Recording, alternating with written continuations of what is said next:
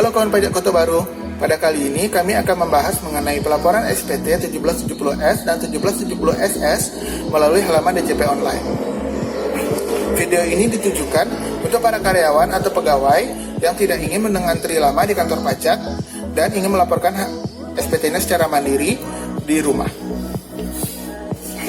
Sebelum memulai pelaporan SPT, ada beberapa hal yang harus disiapkan. Yang pertama tentunya adalah NPWP, kemudian kata sandi DJP Online, dan yang terakhir adalah bukti potong yang didapatkan dari bendahara tempat Anda bekerja. Setelah hal-hal tersebut lengkap, maka kita dapat memulai pelaporan SPT kita. Baiklah, langkah pertama yang harus kita lakukan adalah memasuki halaman DJP Online.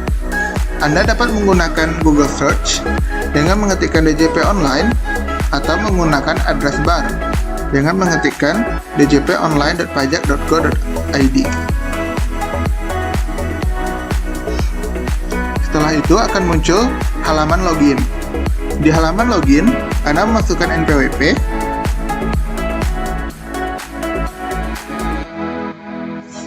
kata sandi, serta kode keamanan. Kemudian klik tombol login.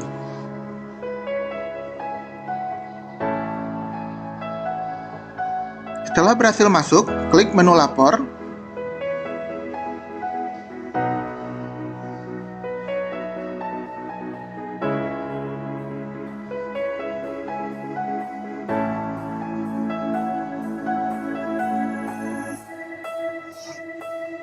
Kemudian pilih e-filing.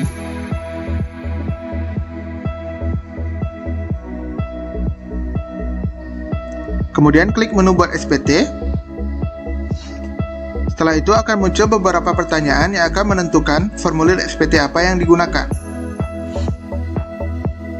Pilihannya dapat diikuti seperti ini. Nah, untuk yang pertanyaan ketiga, ini akan menentukan jenis SPT yang Anda gunakan itu 1770S atau 1770SS. Apabila Anda kurang dari 60 juta rupiah, maka Anda akan mendapatkan formulir SPT 1770SS seperti ini. Dan apabila Anda lebih dari 60 juta rupiah, maka Anda akan mendapatkan SPT 1770S. Baiklah, kita mulai dengan tutorial formulir 1770S terlebih dahulu. Di sini pilihannya menggunakan dengan bentuk formulir. Kemudian klik SPT 1770S dengan formulir. Pada halaman ke-1, pilih tahun pajak yang ingin dilaporkan. Pada video ini, saya akan menggunakan contoh tahun 2018. Kemudian, status SPT normal untuk yang pertama kali, dan status SPT pembetulan apabila Anda telah melaporkan sebelumnya, namun ada kesalahan. Setelah itu, klik selanjutnya. Baiklah, sebelum saya lanjutkan, perlu diperhatikan bahwa ada beberapa bagian SPT yang akan saya lewatkan. Hal tersebut dikarenakan tidak semua wajib pajak mempunyai atau melakukan objek yang terdapat pada bagian itu. Contohnya seperti bagian A, di mana penghasilannya dikenakan PPh final dan atau bersifat final. Itu tidak semua wajib pajak yang melakukannya. Untuk itu, akan saya lanjutkan ke daftar harta. Bagian B adalah daftar harta pada akhir tahun. Jika Anda telah melaporkan SPT pada tahun sebelumnya, maka Anda dapat mengklik harta pada SPT tahun lalu, yang mana akan memunculkan harta-harta yang telah Anda input di SPT sebelumnya. Apabila Anda ingin menambah harta, klik tambah, kemudian pilih kode harta, ketik nama harta, tahun perolehan, harga beli atau harga perolehan, kemudian diisi keterangan.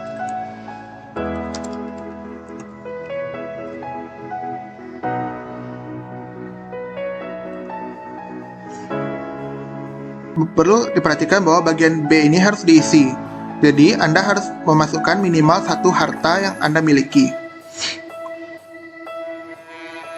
Kemudian lanjut ke daftar hutang. Bagian C adalah daftar kewajiban atau hutang yang Anda tanggung. Seperti pada bagian B, Anda dapat mengklik utang pada SPT tahun lalu apabila Anda telah melaporkannya. Kemudian juga dapat mengklik tambah untuk menambahkan utang yang Anda tanggung. Seperti ini contoh pengisiannya.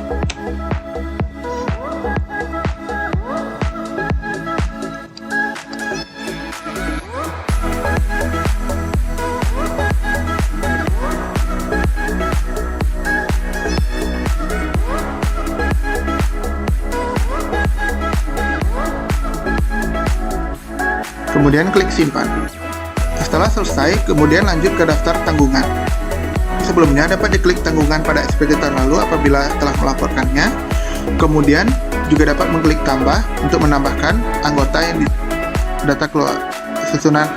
anggota keluarga ditanggung. Seperti ini contoh pengisiannya.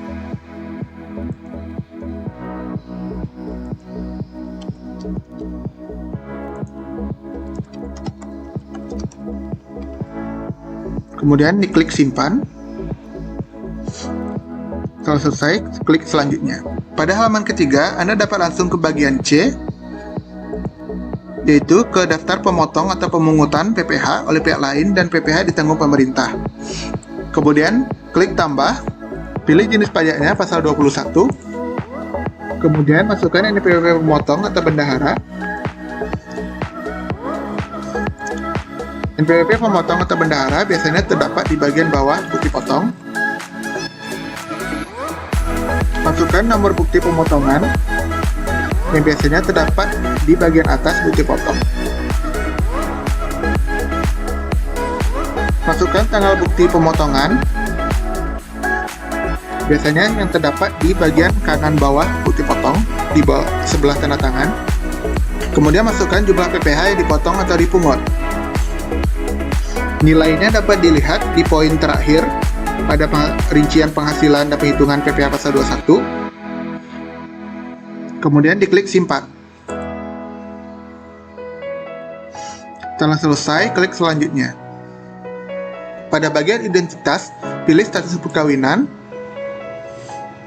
Kemudian lanjut ke A. Bagian 1 diisi dengan penghasilan neto. Penghasilan neto adalah penghasilan bruto yang telah dikurangi pengurangan.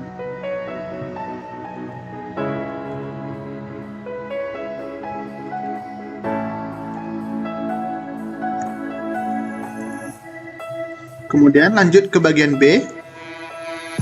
Pada bagian B, pilih jumlah tanggungan keluarga sesuai dengan bukti potong. Kemudian dapat langsung lanjut ke bagian E. Pada bagian E, pastikan bahwa status pelaporan SPT adalah nihil. Arti dari nihil adalah pelaporan yang dilakukan telah sesuai dengan bukti potong yang diberikan. Kemudian dapat langsung ke pernyataan, diklik setuju. Kemudian klik pada halaman terakhir, ambil verifikasi di tombol kuning dengan tulisan di sini. Kemudian pilih media pengiriman, lalu klik OK. Kemudian masuk ke email atau periksa SMS Anda dan masukkan kode verifikasinya di sini. Setelah selesai, kirim SPT. Setelah Anda berhasil mengirimkan SPT, Anda akan dialihkan kembali ke menu arsip SPT. Dan SPT yang Anda masukkan akan bertambah di daftar SPT. Untuk melihat bukti penerimaan elektroniknya, dapat dilihat di ikon yang sebelah kanan, yaitu lihat BPE. Bukti penerimaan elektronik ini adalah bukti bahwa Anda telah melaporkan SPT pada 1 tahun pajak. BPE ini juga dapat Anda lihat pada email yang Anda masukkan di DJP Online. Demikianlah tutorial pelaporan SPT untuk formulir 1770S. Selanjutnya, saya akan menjelaskan mengenai pelaporan SPT 1770SS. Seperti SPT 1770S, pada halaman pertamanya terdiri atas tahun pajak dan status SPT. Di sini saya akan memakai contoh tahun 2018 dan status SPT normal. Kemudian klik selanjutnya, dan halaman kedua merupakan isi SPT 1770SS. Seperti yang dapat Anda lihat, bagian-bagiannya lebih sedikit daripada 1770S, sehingga pengisiannya pun jadi lebih mudah. Pada bagian A, pajak penghasilan, isi penghasilan bruto dalam negeri sehubungan dengan pekerjaan dan penghasilan neto dalam negeri. Lalu, pilih penghasilan tidak kena pajak, yang mana dipengaruhi oleh status kawin dan jumlah tabungan. Kemudian, pastikan nomor 7 statusnya nihil. Lalu, klik berikutnya ke bagian C. Pada bagian C, isi jumlah keseluruhan harta dan hutang yang dimiliki pada akhir tahun pajak.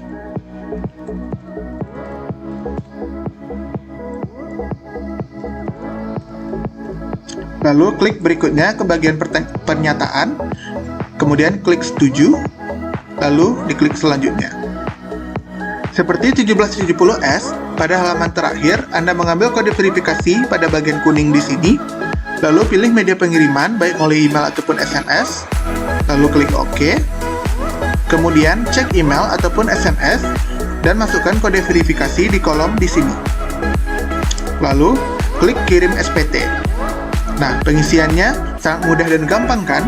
Sebagai tambahan, saya akan menjelaskan mengenai berbagai masalah yang mungkin terjadi pada saat pelaporan SPT pada halaman DJP Online beserta cara penyelesaiannya. Permasalahan pertama yang sering terjadi adalah yaitu data pengguna tidak ditemukan. Permasalahan ini terjadi karena wajib pajak belum mendaftarkan diri pada halaman DJP Online. Solusi dari masalah ini adalah dengan mengklik tombol belum registrasi pada halaman login di bagian bawah. Masukkan NPWP, EVIN, dan kode keamanan. Apabila Anda belum memiliki EVIN, maka dapat datang ke kantor pajak terdekat bagi wajib pajak orang pribadi atau ke KPP terdaftar bagi wajib pajak badan. Kemudian tekan Submit. Karena saya telah terdaftar di halaman DJP Online, saya tidak dapat menampilkan langkah berikutnya. Namun akan tetap saya berikan penjelasan apa saja yang harus dilakukan.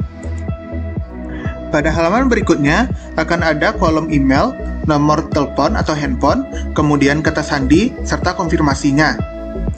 Untuk kolom email dan nomor telepon biasanya telah diisi sesuai dengan data yang diambil pada saat pendaftaran NPWP. Namun Anda tetap dapat mengubahnya kepada email ataupun nomor handphone yang sering Anda gunakan. Kemudian untuk kata sandi, Anda dapat mengisinya minimal 6 karakter, boleh huruf ataupun angka. Kemudian masukkan lagi di konfirmasi kata sandi.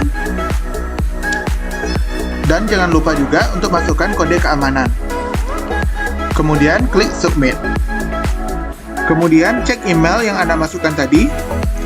Lalu buka surat masuk dari e-filing dan klik tombol aktifkan akun. Selamat, sekarang Anda telah terdaftar pada halaman DJP Online. Masalah kedua yang akan saya bahas adalah NPWP atau password yang tidak sesuai. Permasalahan ini sering terjadi karena wajib pajak melupakan kata sandi yang telah mereka buat dulu. Untuk menyelesaikan masalah ini, Anda dapat scroll ke bawah, kemudian klik lupa kata sandi di halaman login. Kemudian masukkan NPWP.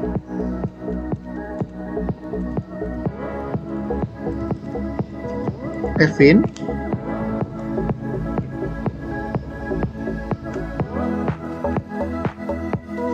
Lalu klik ya di lupa email dan masukkan email yang Anda sering gunakan.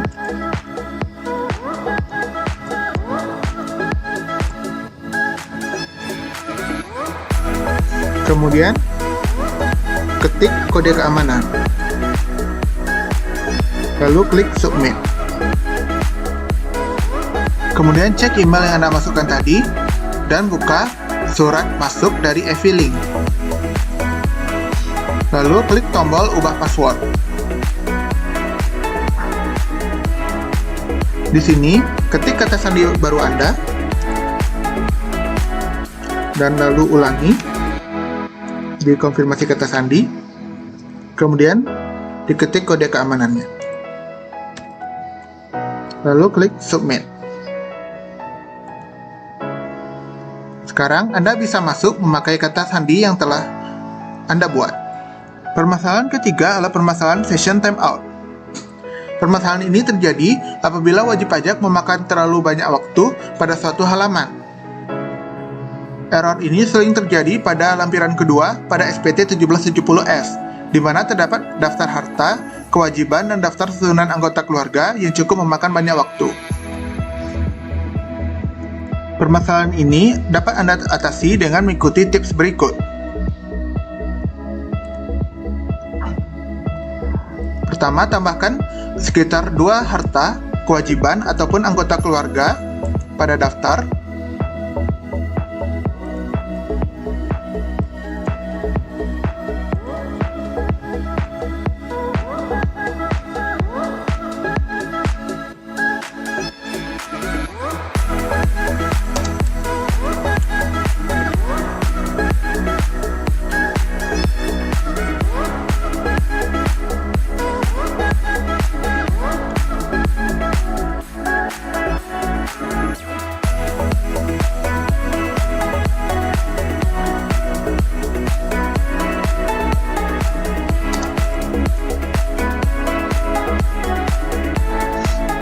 Lalu pindah ke halaman selanjutnya. Setelah pindah, kembali lagi ke halaman sebelumnya. Nah, maksud dari pemindahan halaman tersebut adalah agar data yang telah diinput tadi tersimpan pada sistem, sehingga apabila terjadi session timeout lagi, data tersebut akan tetap ada. Soal terakhir yang akan saya bahas adalah permasalahan di mana wajib pajak harus melakukan login ulang. Salah satu contohnya adalah pengaktifan wajib pajak NE tidak berhasil. Permasalahan ini terjadi apabila wajib pajak sudah lama tidak melaporkan SPT tahunan, sehingga statusnya menjadi NE dan ingin melaporkan SPT tahunannya dalam sekali jalan. Pesan error tersebut akan muncul pada saat pengiriman SPT kedua, sehingga tidak dapat dilanjutkan, sehingga wajib pajak harus melakukan logout dengan cara mengklik tombol yang berada di sebelah ujung kanan atas, kemudian klik keluar. Kemudian wajib pajak harus login kembali dan mengarahkan ke menu draft SPT.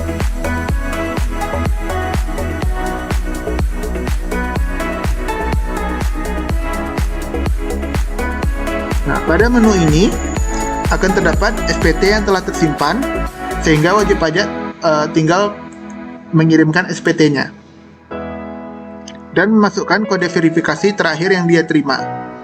Lalu klik kirim SPT. Nah, begitulah permasalahan-permasalahan yang sering terjadi pada saat pelaporan SPT beserta penyelesaiannya.